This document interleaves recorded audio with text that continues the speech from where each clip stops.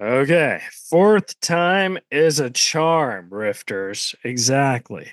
We got a great show. I'm a huge fan of this person. I've been trying to get him on for a while, and I'm very excited. I really feel Christy Swanson had something to do with this. So, Christy, if you listen, thank you so much. I really appreciate it. But the great Danielle Harris is going to be here on Reza Riffs via Zoom. Danielle from Don't Tell Mom the Babysitter's Dead, the Halloween movies. She's also been in Roseanne, Free Willy, Goose. She lent her voice out for the Wild Thornberries, and yeah, she's been in everything. So I'm very excited. I hope you guys are excited. Subscribe, rate, review, tell a friend. Join our Patreon at www.patreon.com/RazorRiff61. I didn't realize there was 60 other Razor Riffs, but that's the Patreon. I've become a top tier person, you know what I mean? Top tier. So I could say top tier. All right, guys. Thank you guys so much, and enjoy Razor Riffs with Danielle Harris. Coming up next on Razor Riffs. From Hollywood, California, welcome to Razor Riffs with your host, Keith Razor. Hi, Danielle. Hi. I'm so sorry. I was doing an interview for someone who's writing a book on all of the Halloween movies, and we've been talking for an hour and a half. I thought I would only be on for an hour, so apologize for that. No worries. I get it. At first, I thought it was like I was going to make a joke, but then you already told me who called. I was going to say, don't you hate it when your exes call? Oh, God. Could you imagine? That's why talking to them for an hour and a half. Oh, my gosh. That's why the block button is just so great. You know what I mean? Just sends it to voicemail and they never know. Yes, I love it. Well, thank you so much for doing this. Very cool. Sure. Yeah. I think I owe part of this to Christy Swanson. Yeah. It's funny how things get worked out. You know what I mean? Yeah. You never know. I just got to ask. Yeah. Well, like those Comic-Cons, HorrorCon things, like, I think they're so cool and fun, but like they give me major anxiety because like too many people it's just so, you know what I mean? So like, yeah.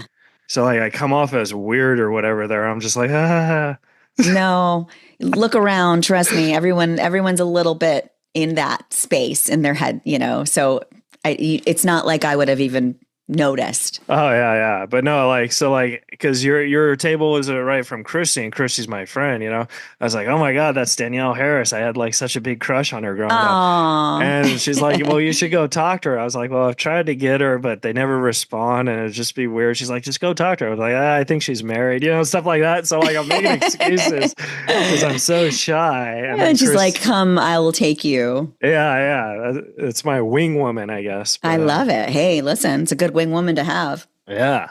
But I wanted to ask you because your Talk Scary to Me podcast, I saw you did a live thing there. I've never done a live podcast. How is that? Like, does that give you anxiety or like? It's a shit ton of work, to be honest. Yeah. I don't do theater or any of that stuff. Like I was asking you about the stand-up stuff because I'm not comfortable in front of a lot of people. Yeah. But I think this has just been something that, I never know what the audience is going to be like.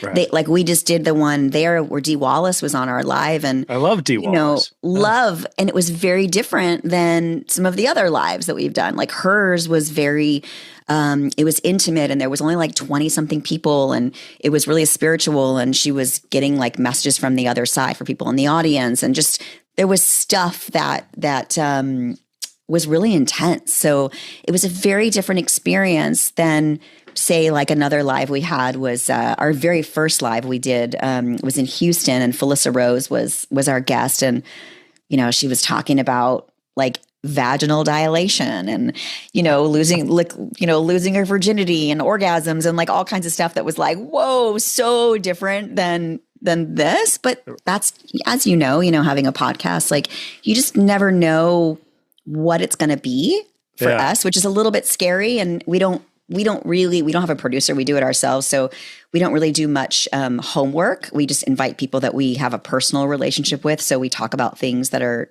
kind of unrelated to their movies. Right. so to speak. So you get a chance to see the other side of maybe their personality, which breaks that fourth wall, which is good sometimes. Sometimes it's like people will get a little bit freaked out that they maybe said or did something that they were like, because they were so comfortable with us that they're a little bit like, oh God, people are actually going to they're going to hear this, they're going to see this. But it's years of doing conventions, and there's nothing fun going on a Saturday night anymore. There's nothing like maybe karaoke, but like, who does that? I don't know, not me. So it was like, how can we do something? And we make like no money doing our show, so we were always like out of pocket for all of our stuff, and so it's just a way for us to like keep it going, and making merch and just really being hands-on with all of that stuff. We do all of it. I press my own t-shirts. I lug all my shit there. I order all the bags, all the stuff. Scout and I stuff everything. Like we do all of it. We have no one. It's myself and myself, Scout, and our husbands that help us with all. Oh shit. Hold on 1 second. No worries. I just pulled you out. Hold on. Oh, okay. There we go. Yeah, so it was just like, hey, let's do this. This would be really fun. And then, it changes all the time what it is. But she's the one that usually goes up and asks for the guests. I'm always like, you go do that. Oh my God. Yeah. I'm scared. I've never done a live podcast interview. I've always wanted to, but like my name can't sell tickets or whatever. So I can't I could easily get a guest, no problem, because I think for the most part, I'm pretty likable. Yes. I don't know. Yeah. But because like I'm a F-list celebrity, so I could talk to celebrities like that. But like managers and publicists, yeah. We just go right to the source. And also like, I also don't want to ask somebody at a show, like on Saturday, like it's so busy for so many of these people. And then to have them then have to come do a live with it, like to then sit on a stage for an hour with us while we interview them in front of a bunch of people after being, talking about themselves the entire day is a little bit like, I feel bad having to ask them, but Scout has no problem asking them. So I let her just go do it. And they always say yes. So yeah.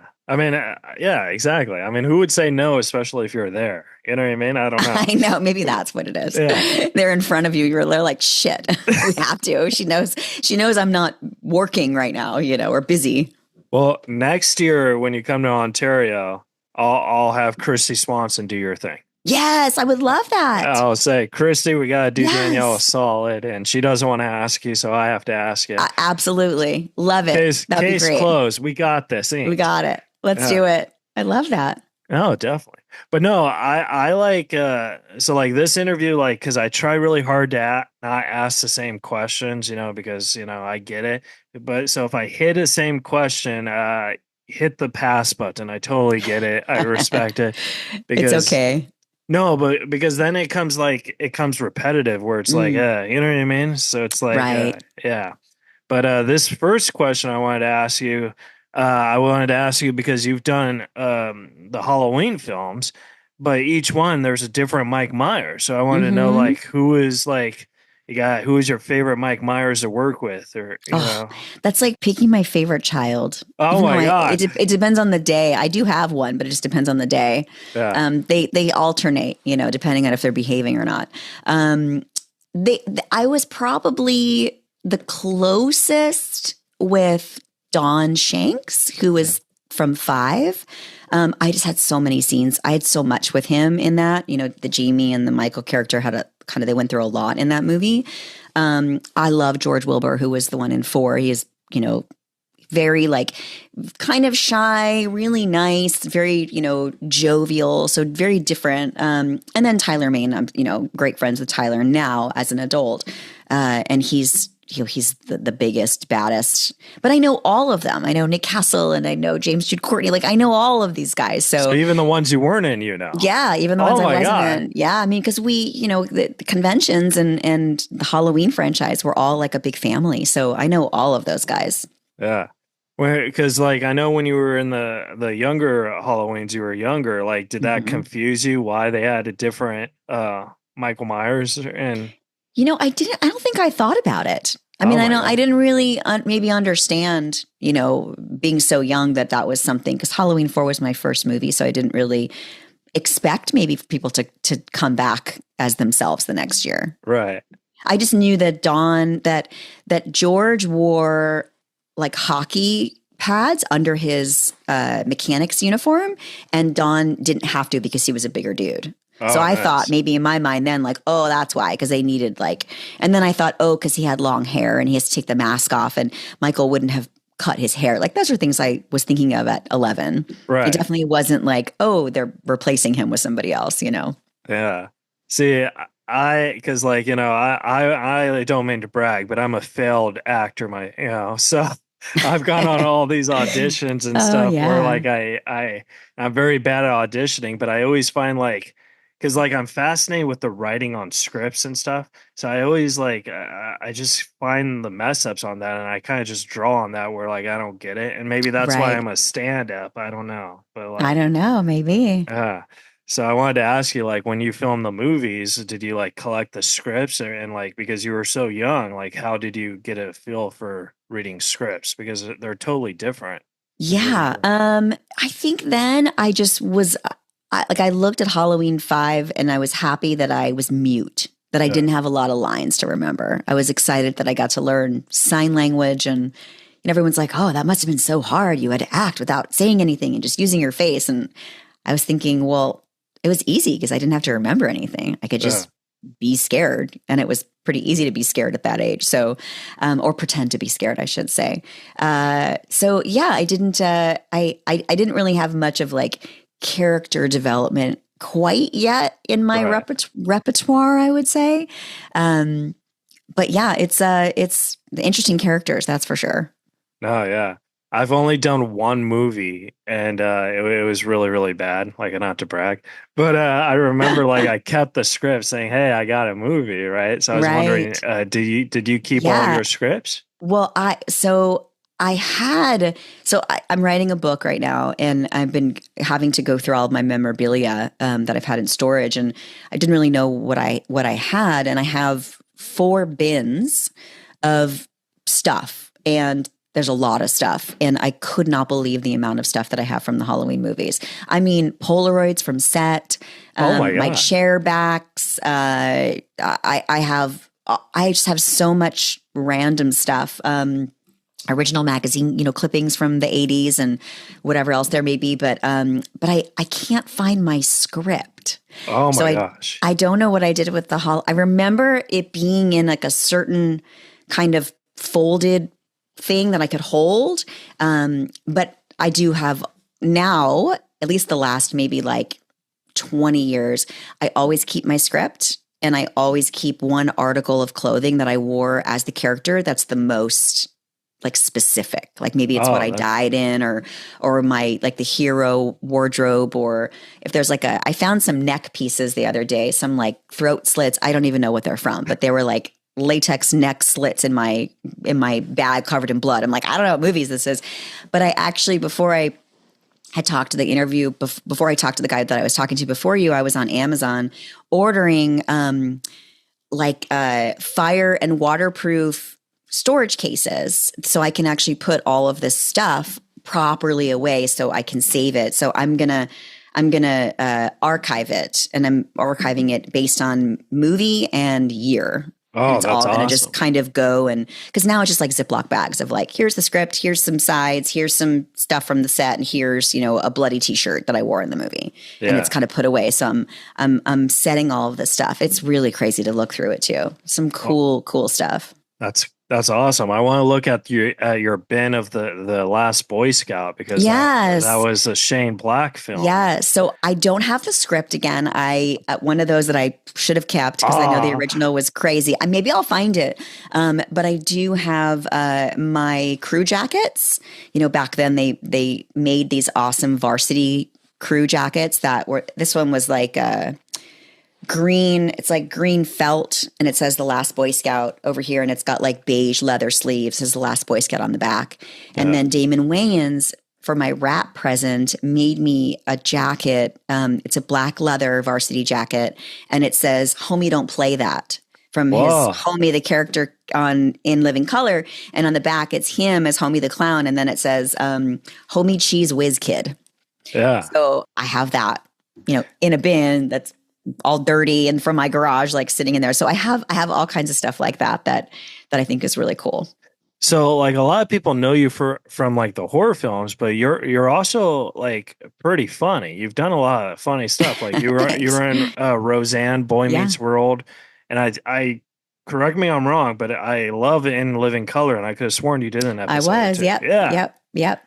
So like how's the transition like from that where you're doing like comedy dramas and then you go to horror? Like how does your brain? It's so interesting how I always talk about like I didn't do horror movies for 20 years. Oh. I'd only had done Halloween 4 and 5 in the 80s.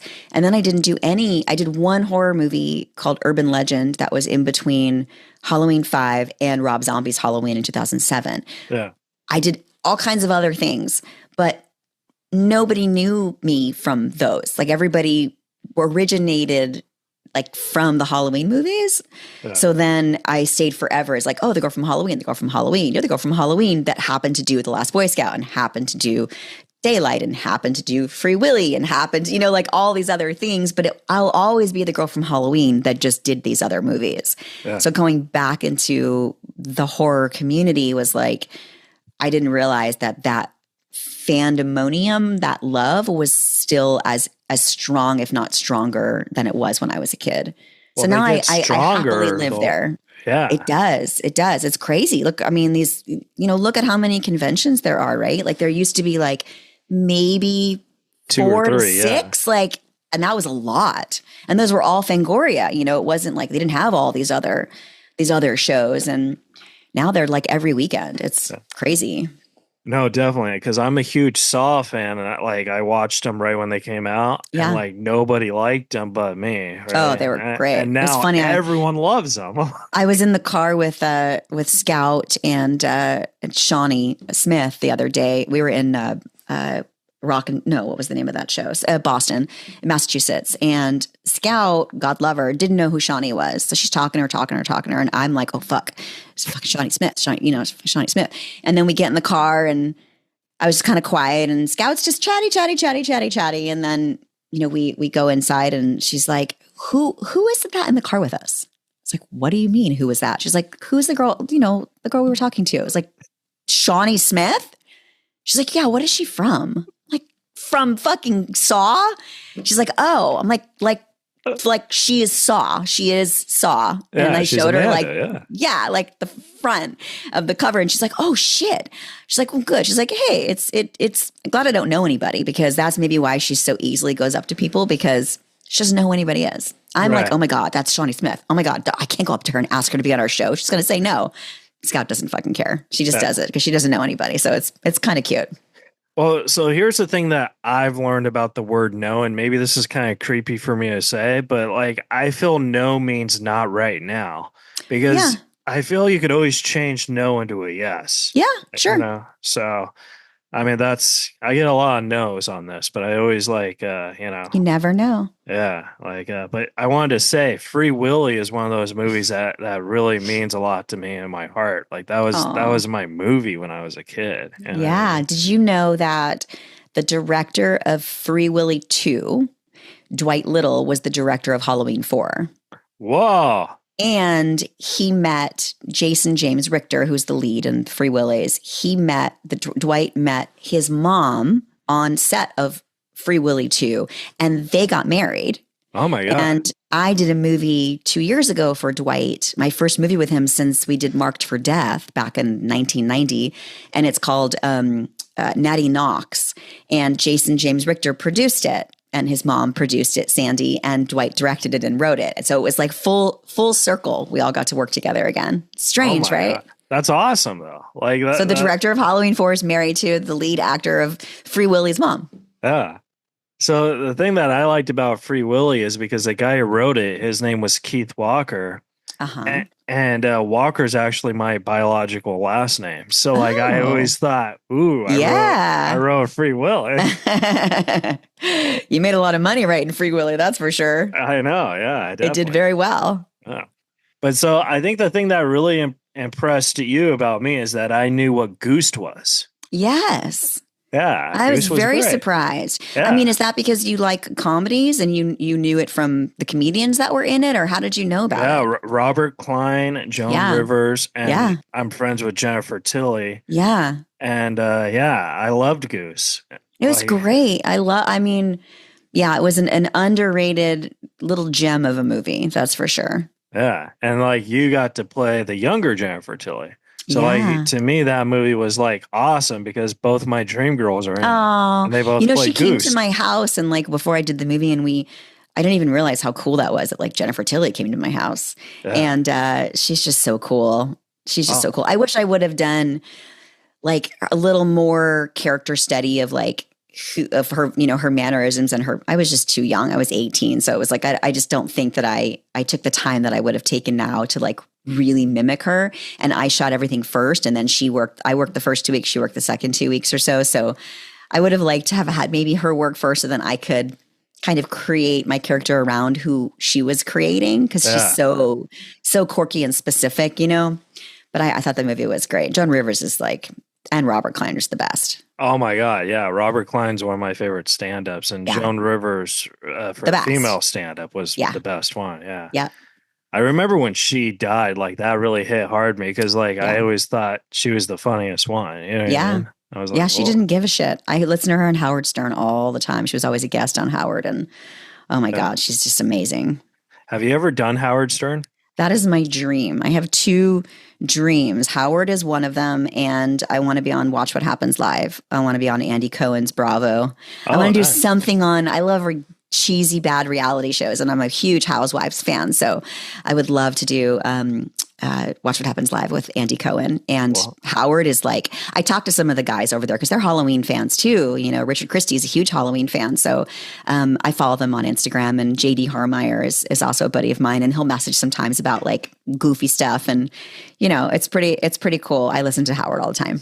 just send him a DM and say, hey, I want to do Howard sometime. I know. I'm like, I'll judge Cocktober, like I'll anything for how, like, you know, but I don't think JD wants to like bring me in. I'm hoping one day that there's something that comes my way that then Howard will want to have me on the show for something other than, you know, being judging cocks or being Right. something, some weird skit. Like hopefully we do like a real interview one day.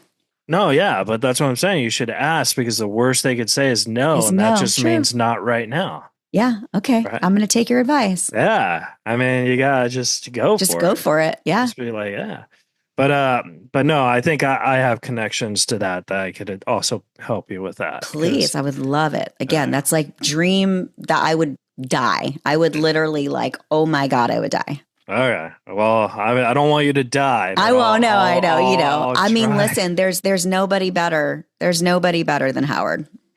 Except for Keith Reza. Yes, of course. Of course. Yeah, yeah. I wanted to ask about Poor White Trash because Yeah.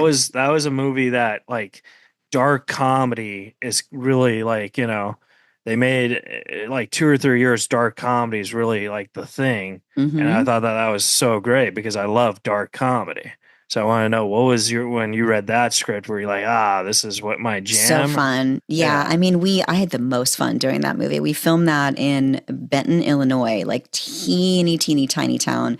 And it was like so low budget. And we all stayed. I remember it was, they were having like a heat wave. So it was like 109 degrees.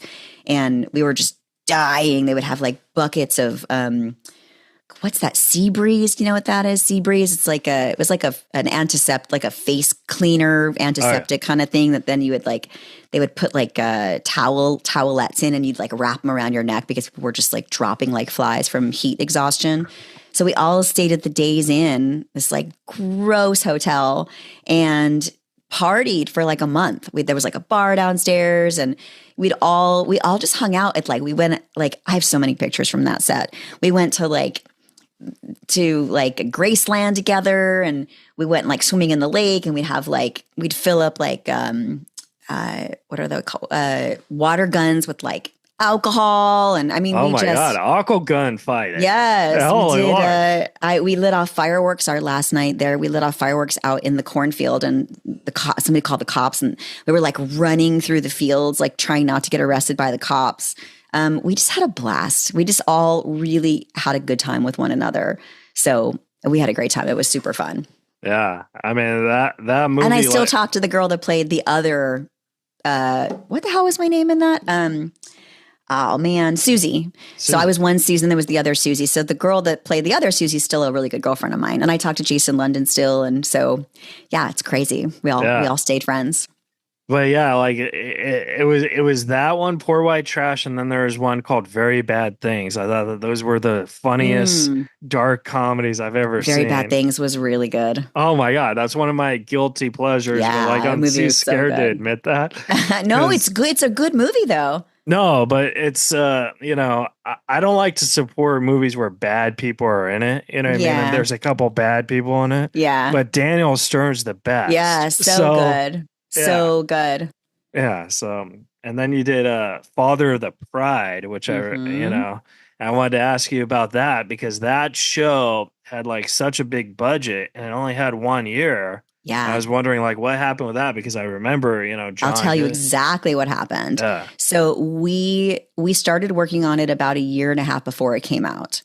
And because we were all doing like facial capture stuff, so they would have like a bunch of cameras on us, we would record it. So we recorded, I think we did about 1.5 years. We did it like about 9 episodes in that time. We were picked up for 13 and it was the first time that an animated series had been like from Dreamers had been on prime time.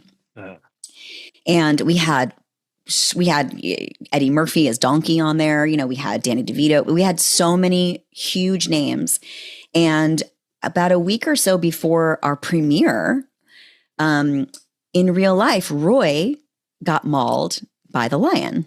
Oh my God, that happened during that? It happened right before we premiered. Holy Lord. So we had to go back. I remember Katzman, head of DreamWorks, being like, what are the odds? What are the odds? We're working on this for 1.5 years. It's got all this hype, all this money in it, and it's no longer funny because the guy's in the hospital, like fighting for his life. And we have been making fun of him, really. I mean, he was just very eccentric. The characters are very eccentric on the show. So we had to go back and re-record a bunch of stuff to make it not so offensive to the Roy and Siegfried and Roy characters. Right. And I just found let me see. I just found actually paper invitations. Speaking of stuff that I should get it. Hold on 1 second. Give me 30 seconds. I'm going to show you something fun. Hold on. Okay, cool. Awesome. Okay. So I was interviewing Mike Myers while you were gone. Oh, you were? Yeah, he wasn't saying much. Yeah, he doesn't talk much. He's got a party hat on though. So I found this. This is an invitation to the People's Choice Awards. Whoa! Because our show was nominated for Best New. Here it is. Where is it? Animation, right? Best New. Here's the letter. Oh wait. So I have all of this with it. So I have this original. Wow. Paper, and then this was from. So it says, when Vegas showman Roy Horn was mauled by a tiger, it seemed like bad timing for a cuddly animated show about Siegfried and Roy's animals, but Roy insisted the TV show must go on. Yes, this is August 30th, 2004. Wow. Hi. And then we were nominated, hand-delivered on November 2nd, 2004. I got this letter from NBC. Oh, nice. Which says, Dear Danielle, congratulations. It was hand delivered to my house. Congratulations. We are thrilled that Father of the Pride has been nominated for Favorite New TV Comedy by this year's 31st Annual People's Choice Award. Your friends and fans at NBC Universal are cheering you on. Jeff Zucker, Kevin Riley, and Kathleen Tucci. So. Oh, that's so nice. So we were nominated. I think we aired 3 episodes. And then we were canceled. Yeah, so the same year we were nominated, we were canceled. But it is on DVD, the whole season. It is on DVD, yes. So we never finished airing all of those. They're so good, aren't they? Yeah, I liked it a lot. I thought like that's my humor though. You know what I mean? Like I like quirkiness. So I like mean, you have John Goodman, yeah, Carl Reiner, Cheryl Hines, Orlando Jones. Like you can't like the cast is just unbelievable. Daryl Danielle Severa, Harris. Danielle Harris. Yeah, yeah, yeah. I wanted to ask you because then after that you went back into the horrors with the Halloweens, and then you did a hmm lot of like I would say comedy horror films where like hmm they are horror but they're also Yeah, the comedy. Hatchet Like movies. yeah, and then I was what's the one I was thinking of with Billy Zane? Ghosts Oh of God, yeah, Ghost of Goodnight Lane. yeah, I thought that was funny too. Well, that wasn't supposed to be a comedy, Yeah. but Billy turned it into a comedy once we got the script, and all of a sudden we were like, I'm so confused. This is not the movie that I thought we were making, but Yeah. this is probably better than the movie that I thought we were making, so we'll go with it. Exactly. But it's like horror comedy, like that's Yeah, a thing now. yeah, it's true. You I know, mean, so that's a big thing. The movie that I'm doing with Scout, it's got a huge element of comedy. I don't want to be a part of something that takes itself so seriously. I can't. yeah. I don't want to live with, especially as a director or a star. Like I don't want to live with that for a year. It's too Yeah. much. You got to have some level of. You got to be able to laugh it off on set. And this is going to be your third movie you're directing, right? Because you did a I little did. documentary with Heather. Yeah, I did one of three. It was like a trilogy. I did mine, and I think Heather finished hers. But Ellie was supposed to do one, Ellie Cornell, and she didn't end up doing it. And then the producers got into a fight with each other, so they never aired them. But mine is done. Mine was 30 minutes, so it's like one of three. And then so I directed that, and then I directed a little short film. A little short for the opening of a movie called Stakeland that I did. Oh, It's like a nice. little it's on the DVD. It's like a prequel. It was like Ty West, me, a couple of other directors. And then I directed Among Friends, which is a feature that I did that Lionsgate and Anchor Bay picked up. And then, yeah, this will be and then I did a commercial for the Blair Witch escape room in Vegas. And this will Oh be my God. my little fifth thing, I think. Do you Fourth like thing. it? Do you like escape rooms? No, No. Okay. I can't figure out how to get out of them. Oh my God. I'm very good at getting out of them. It just Oh, takes me 24 hours. oh okay. So, so I'm not alone. I've only 'Cause done it once and I was like, oh, this is too hard for me. oh, I like it because like they put you in and then they like you can't figure it out. Then you do it again. You're like, I still can't figure it out. And Oh then my God. eventually you're like, Oh my God. See, I'm like, get me out of here. I don't have time. I'm too old for this. I don't have time to like not be able to get out of a room. yeah, And I'm paying to be stuck in here. No, thanks. yeah, that's true. But yeah, man, like I always thought that, like that'd be a cool like show where like a comedian like kind of like Fear Factor, but the Yeah. escape room. You like say, hey, if you escape the room in 1 hour, you get $10,000, and the comedian Oh, just makes jokes about it. right. Because like if You you're could do watching that. it on the TV, like like who knows how much funny stuff is going on? You know what It's I mean? true. And they edit most of it out anyway. Exactly. But what I'm saying is this show that we're pitching, Danielle, you and me, Yes. Yes. we're just gonna We just say, leave hey, it. Just let it yeah, roll. like look at all these It'll be a live dorks. stream. You can just live stream it. Exactly. And then I wanted to ask you a little about Stream since we were talking about hmm Stream because I unfortunately missed it when I was in the theaters. Oh, it was in and out, huh? Yeah, but like I'm gonna see it when it comes out. But that's total. I saw the trailer. That's totally my type of movie. So I want to know, Yeah. like, how is It's that? brutal. It's pretty brutal. Yeah, It definitely was my scenes were so gnarly, but that's why I wanted to do them. yeah, I like that. I take movies sometimes based on how I live or die, where I'm filming, what happens to the character in it, and I had to be involved in it. And I love all these guys. The Fuzz and the Lens guys are great, and I'm super happy for them and all their success with Terrifier franchise. And we just were like, I was at Spirit Halloween the other day, and the fact that Art the Clown is like on the front of the store is so great to be able to see. Like their movies are such unicorns. Like it's so good to see a group of like good people be successful in this genre. It yeah, doesn't happen a lot, and they're great. So their movie was awesome, and everybody's in it, and we all have like pretty nice size roles too. It isn't just your typical like, oh, one scene. They're going to sprinkle us genre actors in it. We've all got pretty good parts, so I think yeah. you'll like it. I'm sure I will love it because I'm the biggest Tim Curry fan, and Oh it's yes, his first film in like 14 years because he had a yeah. stroke. Yeah, yeah. So Did you ever listen to the Wild Thornberries? yeah, you were on that. That was my next Yes. question. So I I'm was, actually I just found here, I'll show you something. I just found the DVD collection. So I put it in I don't have a DVD player, but I do in my car. right. So I just yesterday taking my kids to school in the morning and I popped in the disc and like disc 1 or something from the first season. And my older son, Carter, the 7-year-old, he was like, that's you. And I said, yeah. So he's like, do it. So as soon as Debbie would say something, then I would like say it out loud in the car. And Carter was like, well, you sound old though now. I'm like, well, I was like 17, Carter. I'm 47. You know, my voice is going to sound a little bit different than I did when I was a teenager, but that's still me.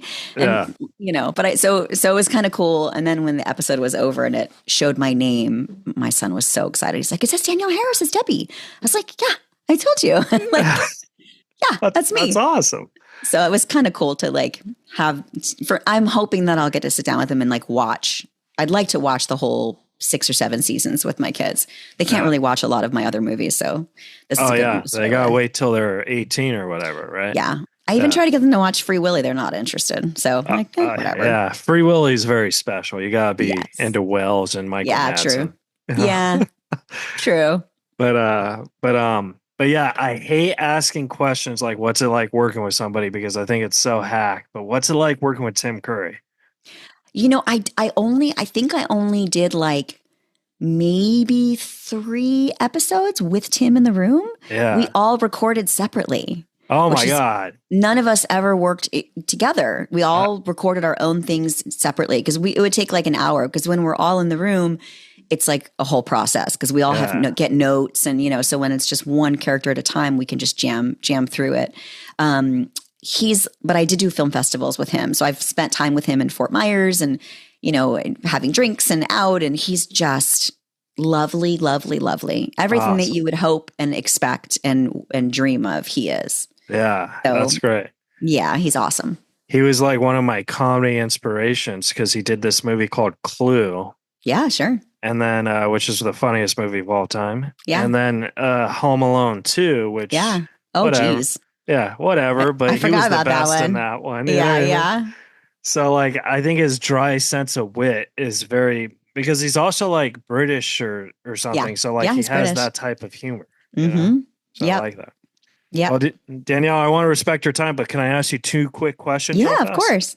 Okay. So, question number 1, what is your biggest fear when you started doing acting, and do you still have that fear now? I don't really. I'm kind of a little bit fearless. I don't like to audition because that always makes me nervous. Yeah. It sucks. Yeah. And I remember hearing like George Clooney, maybe it was on Howard Stern. It might have been, say something like he knows for a fact that he's the worst auditioner. Like he is a horrible auditioner. Maybe it was the other way around. I have to look it up. He's the best auditioner, worst actor. Auditioner. I think it was like I think he was saying he was like a horrible in the room, which, you know, you can never do in the room what you're going to do on set ever. It's just horrible. But if you go into it thinking, which I've had to change my thinking, if you go into the room thinking that they really want you to get the job, like they want you to be the person. They don't want to keep casting. They don't want to have to keep looking. They want you to be what they're looking for. It puts a different sort of spin on it because we always go in thinking that they're against us. Right. They're you know, we have to win them over when really they've already been won. You just have to keep them there. Yeah. That's actually great advice too, because like who wants to stay seeing hundreds of people audition when you just want to find the person immediately. Yep. And then, you know, go back to playing video games. And a lot of directors will say like, oh, they were the first person that read for that role. Like as soon as she read for it, I knew that I wanted her. They were the first person to read. So you never know. Do you think that's a director thing that they just say that to make it sound like a cool story? Because I've heard that story so many times. Yeah. Or maybe it's because it's the first time it's fresh. And they're like, they haven't heard it a million times. And when you hear it a million times, you're like, oh, I'm so over it. It doesn't have the same impact. Yeah. So maybe you always want to be the first one to go into the room. Maybe that's what I'll start asking for when I start auditioning again. I want to be the first person they see. See if that works. Put that in your audition contract. Yeah. And that's funny. And then my last question for you is if you could go into a time machine Mm. and talk to a younger version of yourself. Oh, geez. It could Yes. be from yesterday or when Yes. you were a kid, but knowing what you know now, what advice would you tell yourself? Ooh, God, if you listen to my podcast, you'll hear me talking about like, if he likes you, he'll call. Right. How about that? Like all those years of like trying to figure men out, dating and boyfriends and all that yucky 20s stuff, teenage stuff and 20s stuff. It's really not that complicated. It's really not that difficult. Like when you like someone, as they'll call you. If they want to see you, they want you. If they want to hire you, you'll get hired. Like it really is kind of out of our control. You don't have to be better or do anything. Whatever's supposed to happen, I guess, will eventually find its way. So I think maybe just for me to like not focus on that stuff. But who doesn't when you're, a teenager in your 20s and 30s? That's all you think about. Oh no, definitely. And also in that age, I think people put more drama on the situation. You know what I mean? Yeah. Oh my God. I hear kids talking about stuff now and I'm like, oh God. Oh God. It's so not going to matter in 5 years and in 2 years. You're going to be like, this is so stupid that we even had to have this conversation because none of it matters. It's not important. But it's kind of like in comedy too, where like, I don't know which philosopher actually said it, so I shouldn't be quoting it, but someone said that no matter who you run into, there's always going to be someone better than that person, even if it's your soulmate. So that's how you got to look at it, where like, okay, there's always going to be somebody better, but there's also going to be somebody worse.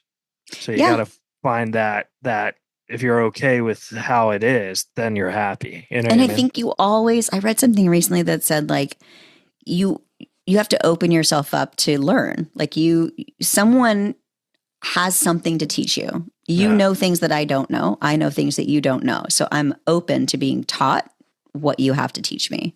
Yeah. And I think if whether I agree with you or not, or whether it fits, if it aligns with my beliefs or whatever, we don't know it all. I think that we have to be open to whether we agree or not. We have to be open to hearing other people and learning from other people. No, definitely. And you want to hear something I know that you don't know? Yes. I know that this is the best interview you've ever done. Yes. Danielle, where can the folks at home follow and support you at? I am on Instagram. I'm at Horror Gal. Listen to our podcast, Talk Scary to Me, on every Tuesday on Spotify or wherever you can find, podcasts. And that's pretty much it. Halloween Gal on Twitter, X. I'm not really on there that much. So mostly Instagram stuff. Yeah. I'm like, I don't really know how to re-sign back in once it changed. So I just kind of left it there.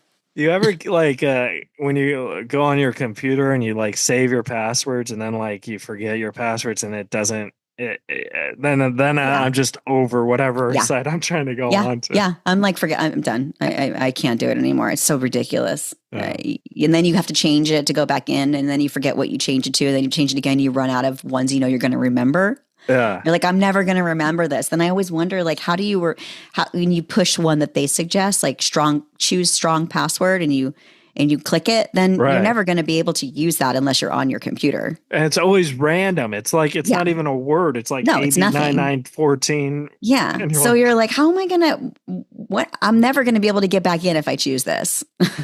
Well, maybe that's a blessing in disguise, Danielle. Yeah, maybe. Well, Danielle, thank you so much for talking to me. I know you're very busy and it was a real honor and I'm glad we're friends now. So yes, me too. Thanks, Keith. I appreciate it. Let me know who you're going to contact over at Howard Stern for me. All right, I will. We'll make this happen. Oh my God, I would die. I won't really die, but yeah, we don't want you to die. I won't die. I'll stay. I'll stay alive long enough to do the interview. All right, and then I'll die. All right. Well, have a great day, Danielle, and thank you so much. Thanks, Keith. See you later. All right. All right, guys. That was the episode with Danielle Harris. Subscribe, rate, review, and we'll see you guys next week on Reza Riffs.